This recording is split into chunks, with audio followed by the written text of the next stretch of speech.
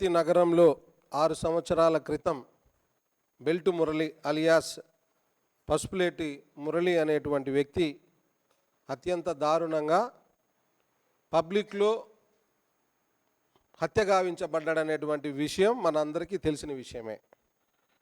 ఆ సందర్భంగా ఆ కేసు రిజిస్టర్ అయింది. ఆ కేసు ఇప్పుడు ట్రయల్కి వచ్చింది. ఆ కేసులో ఉన్నటువంటి ముద్దాయిలు మల్లికార్జున అని మరొకరని, ఇప్పుడు వాళ్ళందరూ కూడా ప్రస్తుత తెలుగుదేశం పార్టీ ఇన్ఛార్జ్ జేబీ శ్రీనివాస్తో వాళ్ళ యొక్క గ్రూప్లో కొనసాగుతున్నారు ఆయన అనుచరులుగా.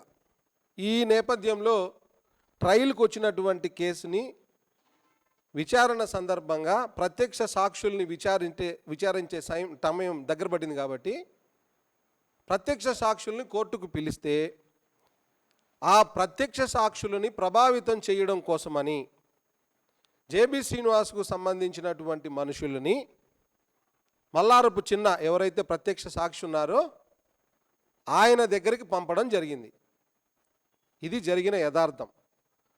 ఎవరైతే జేబీ శ్రీనివాస్ గారికి సంబంధించినటువంటి అనుచరులు ఉన్నారో వాళ్ళు మల్లారపు చిన్న దగ్గరికి వెళ్ళి మాట్లాడి, నువ్వు ప్రత్యక్ష సాక్షి కాబట్టి పలానా వాళ్ళు ఉన్నారని లేదా పలానా వాళ్ళు లేరని మేము చెప్పినటువంటి పేర్లని నువ్వు చెప్పాలని చెప్పి ఆయన మీద బలవంతం తెచ్చారు.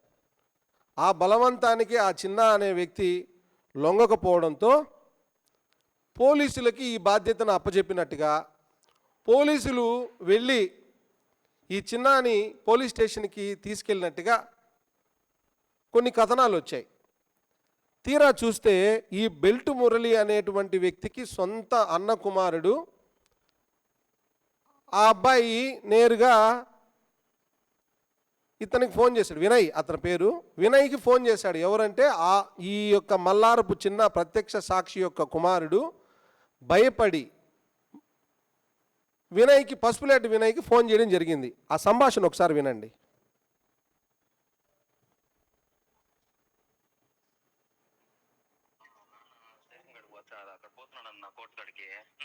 పోలీసు వాళ్ళు వస్తున్నారంట నాన్నతో పాటు. ఇప్పుడు ఫోన్ చేసినాడు. ఒకసారి నేను నాన్న దగ్గర అట్లా వెళ్తామన్నా వస్తున్నాడు చూడండి. అట్లా ఇంటికాడికి వెళ్ళి అమ్మని తీసుకొని వస్తాను. కాదు నాయనా, ఇప్పుడు మీ నాన్న దొడుకోమైంది ఎవరు?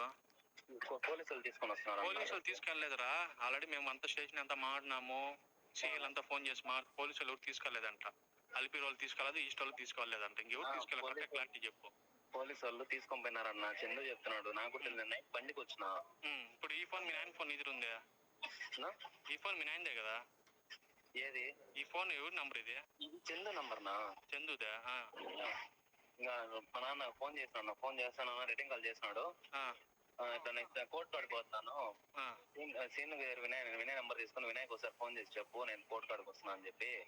అప్పుడు ఉన్నాము అంతా ఈడే ఉన్నామని చెప్పు. టెన్షన్ పడుతున్నా చూడండి. మేము ఉన్నామని చెప్పు. ఇంకేందా టెన్షన్?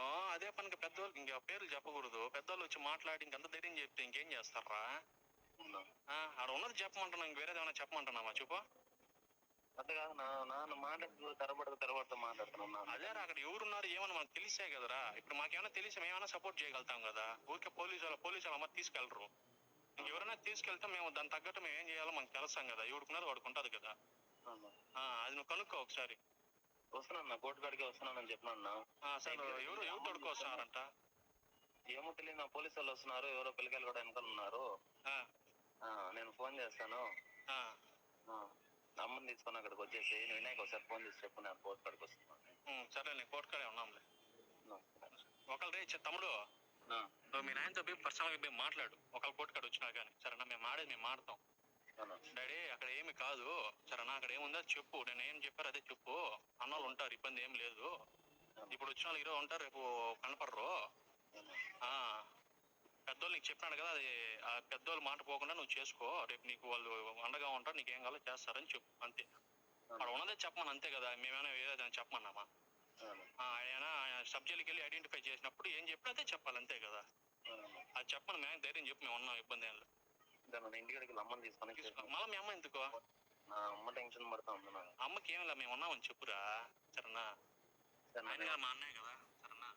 ఇప్పుడు మీరు అందరూ కూడా విన్నారు, ఆ బెల్టు మురళి సొంత అన్న కుమారుడైనటువంటి పసుపులేటి వినయ్ అనే వ్యక్తికి మల్లారపు చిన్న ప్రత్యక్ష సాక్షి ఎవరైతే ఉన్నారో వాళ్ళ కుమారుడు ఫోన్ చేసి, అన్న పోలీసులు తీసుకెళ్లారంట మా నాన్నని, ఈరోజు కోర్టు కాడికి వెళ్ళి సాక్ష్యం చెప్పాల్సి ఉంటే ఆయనతో పాటు కొందరు ప్రైవేటు వ్యక్తులు కూడా ఉన్నారంట, మాకు భయంగా ఉంది, అమ్మ కూడా భయపడుతోంది అని అంటే వినయ్ ధైర్యం చెప్తున్నాడు, మేమేమి తప్పుడు విషయాలు చెప్పమని చెప్పలేదు కదా, అక్కడ నువ్వు కళ్ళతో చూసినటువంటి సాక్ష్యం ఏదైతే ఉందో అదే చెప్పమంటున్నాము, దీనికి మీకు భయం ఎందుకు, మేము అండగా ఉంటాము, మేము కోర్టు దగ్గరే ఉంటాము, మీరు కోర్టు కాడికి రండి అని చెప్పి చెప్పడం జరిగింది.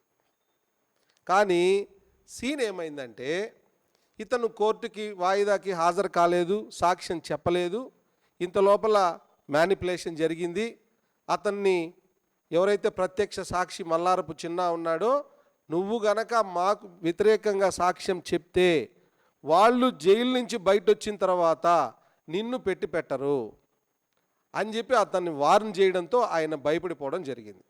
సరే, ఎందుకు మీరు వాయిదాకి రాలేదు అనేటువంటి విషయం పైన ఈ చిన్న ఎక్కడున్నారో కనుక్కొని ఆ చిన్నాని విచారించేటువంటి ప్రయత్నం పసుపులేటి రవి, పసుపులేటి వినయ్, పసుపులేటి సురేష్ వీరు ముగ్గురు చేయడం జరిగింది. చేసే క్రమంలో అతను వెరీ క్లియర్గా చెప్తున్నాడు, ఫలానా వాళ్ళు నా దగ్గరకు వచ్చారు, ఆ వీడియో కూడా ఉంది, ఫలానా వాళ్ళు నా దగ్గరకు వచ్చి ఈ విధంగా నన్ను ఇబ్బంది పెడుతున్నారు,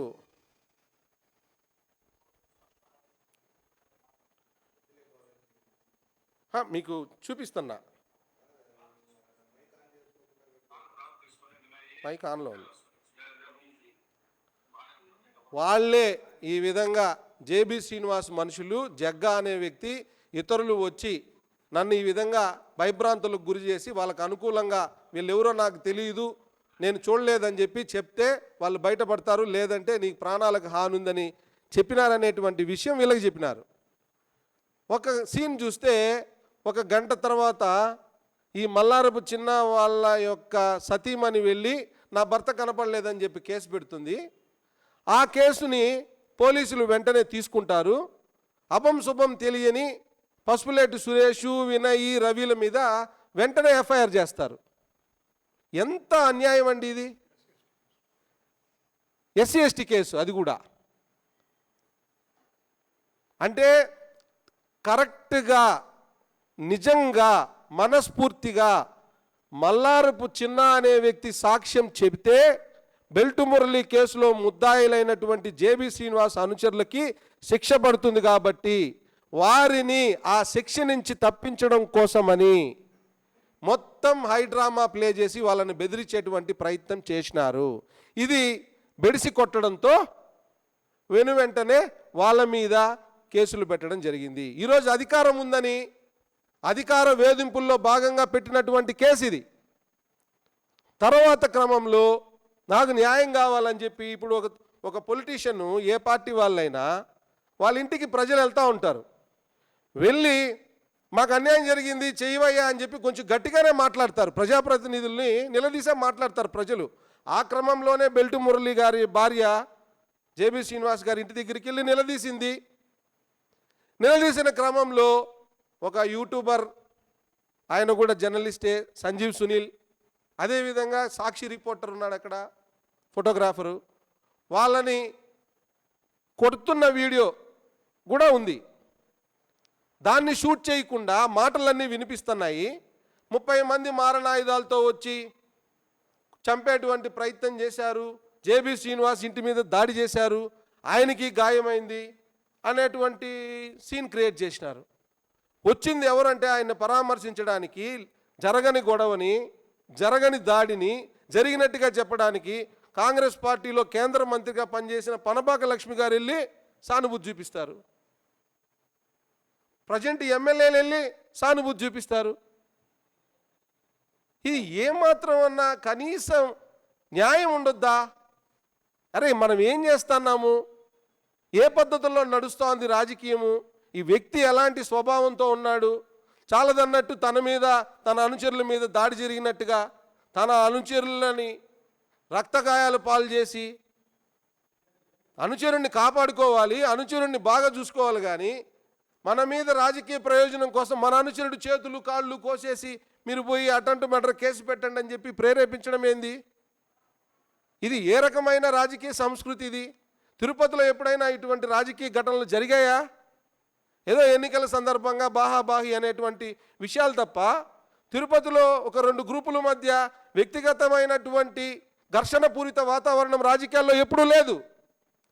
ఈరోజు జేబీ శ్రీనివాస్ అనేటువంటి వ్యక్తి సాక్షుల్ని ప్రభావితం చేసేటువంటి అంశంలో ఫెయిల్ అయినాడు కాబట్టి ఈ విషయం తెలుగుదేశం పార్టీ అధిష్టానానికి తెలిస్తే నువ్వు అన్ని క్రిమినల్ యాక్టివిటీస్లో వేలు పెడుతున్నావు అన్న కారణం చేత తను ఎక్కడ తప్పిస్తారోనని వెంటనే హైడ్రామా ప్లే చేసి తన మీదే దాడి జరిగినట్టుగా, తనకి చెయ్యి కట్టుకున్నట్టుగా, తన అనుచరులని కత్తులతో, మరి నిజంగా ఎవరైతే కరుణాకర్ రెడ్డి గారి అనుచరులు మీ ఇంటి మీద పడి దౌర్జన్యం చేశారని చెప్తున్నారు కదా, మీరు ఏమన్నా సీసీ ఫుటేజీలు ఉంటే బయట పెట్టండి. ఏమన్నా సీసీ ఫుటేజీలు ఉన్నాయా? ఉంటే బయట పెట్టండి. మీరు సామాన్యమైన మనిషి ఏం కాదు.